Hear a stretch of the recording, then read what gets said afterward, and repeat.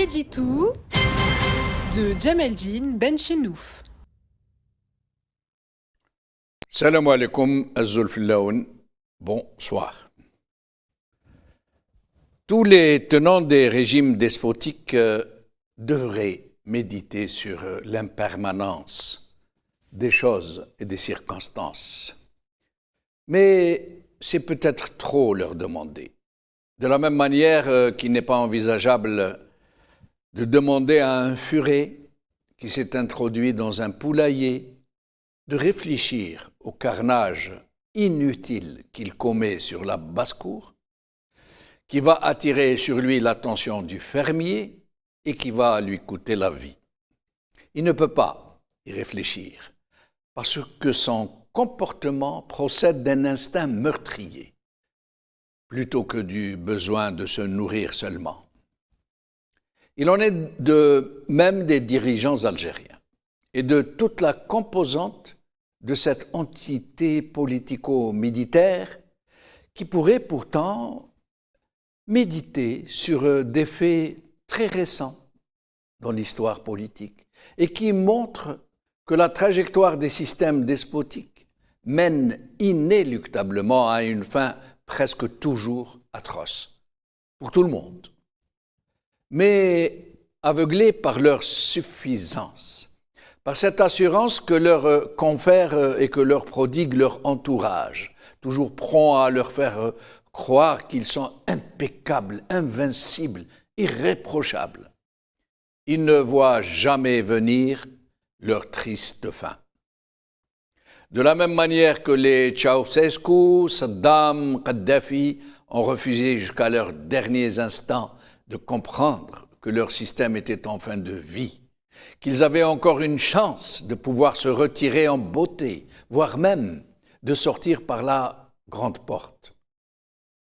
Ils ne pouvaient pas envisager cette éventualité parce que, comme le furet, ils étaient submergés par leur instinct prédateur.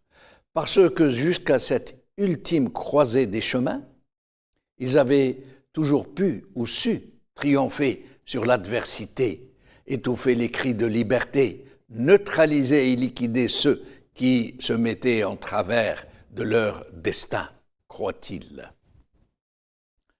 Cela semble pourtant tellement limpide, tellement évident. L'histoire est là, pourtant, qui nous apprend tous les jours que pas un seul système despotique, pas un seul, ne peut s'éterniser. C'est juste une question de temps. La seule différence dans la capacité de ces systèmes à se maintenir à la tête de leurs pays respectifs est toujours une simple question de temps. Certains parmi eux durent plus que d'autres, mais leur conclusion est toujours la même. Ils s'en vont tous de façon violente et tous s'en vont par les égouts de l'histoire. Mais cette question est néanmoins d'un grand intérêt, en ce sens qu'elle nous amène à nous demander ce qui impulse ces despotes et ces systèmes qui se maintiennent par la force et l'oppression à la tête de leurs peuples respectifs, et qui les mènent toujours au chaos, voire même à la désintégration. Oui, il y a ce sentiment confus, mais non moins prégnant, non moins prenant, qui agit comme un prisme déformant et qui laisse croire au despote qu'il est infaillible, qu'il a toujours eu le dessus. D'autres explications sont envisageables néanmoins. D'abord et souvent, cette incapacité de l'opposition à se cristalliser, à trouver un consensus et une feuille de route, à se doter d'une direction, à parler d'une seule voix. Faiblesse malheureusement systémique, très intensément alimentée et entretenue par le système qu'elle cherche, cette opposition, à combattre et à réduire.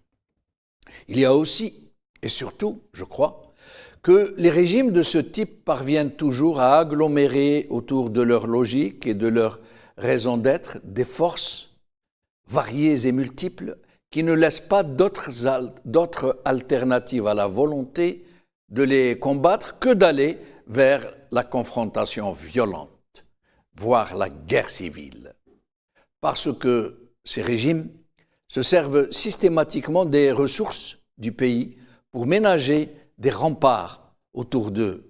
Une armée dont le haut commandement et quasiment tous les officiers sont grassement corrompus.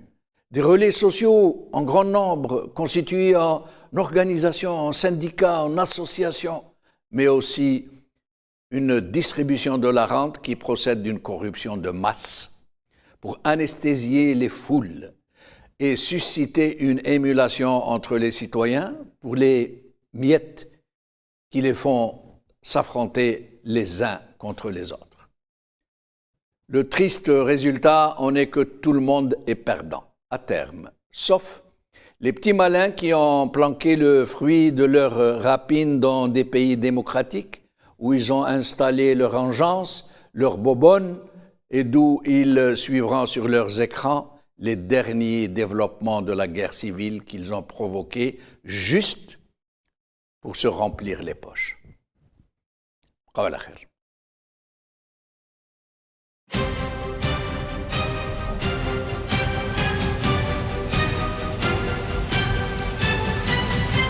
L'édito de Djemeldine Benchenouf.